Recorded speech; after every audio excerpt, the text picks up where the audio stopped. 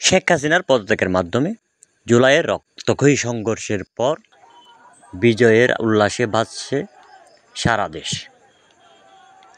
আর এরই সাথে সামিল হলেন জনপ্রিয় ইসলামিক স্কলার সবার প্রাণভ্রমরা মিজানুর রহমান আজাহারী।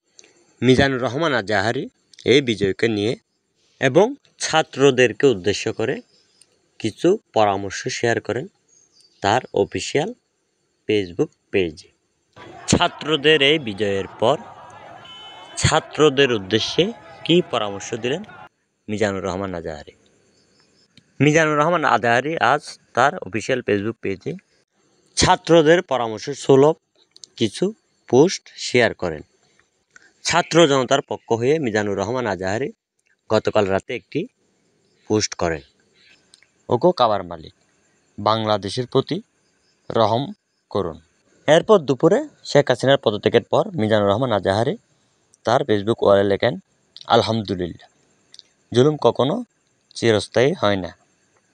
এরপর সন্ধ্যার সময় ছাত্রদেরকে উদ্দেশ্য করে মিজানুর রহমান আজাহারী আরেকটি পোস্ট করেন, তা হলো, প্রাণপ্রিয় তরুণ মুক্তিযোদ্ধা ও সর্বস্তরের জনগণের প্রতি আমার আকুল আবেদন, দয়া করে কেউ আইন হাতে তুলে নেবেন না, কারো জাল মালের ক্ষতি করবেন না, রাষ্ট্রীয় কোনো সম্পদ নষ্ট বা লুটপাট করবেন না, রাষ্ট্রীয় স্থাপনা ভাঙচুর করবেন না, সংখ্যালঘু ভাই বোনদের পূর্ণ নিরাপত্তা নিশ্চিত করুন।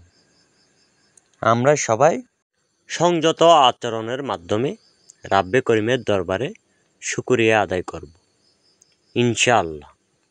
কোটা রাষ্ট্র সংস্কার ও নয়া রাজনৈতিক বন্দোবস্ত হাজির করতে আমাদের অনেক কাঠখড় পোড়াতে হবে। আপনারা স্মার্ট যোদ্ধা, যেন জি সুপার হিরো। আপনাদের থেকে কোনো ধরনের অরাজকতা মানায় না। বাংলাদেশ আপনার, আপনাকে এর সুরক্ষা নিশ্চিত করতে হবে। এছাড়াও রাতে মিজানুর রহমান আজাহারী তার ফেসবুক ওয়ালে আরেকটি স্ট্যাটাস ছুড়ে দেন, তা হলো, সংখ্যালঘুদের ধর্মীয় উপাসনালয় সহ প্রতিটি স্থাপনার প্রতি কড়া নজর রাখুন, সজাগ পাহারা দিন, দাঙ্গা বাঁধানোর ষড়যন্ত্র নিঃসাৎ করে দিন।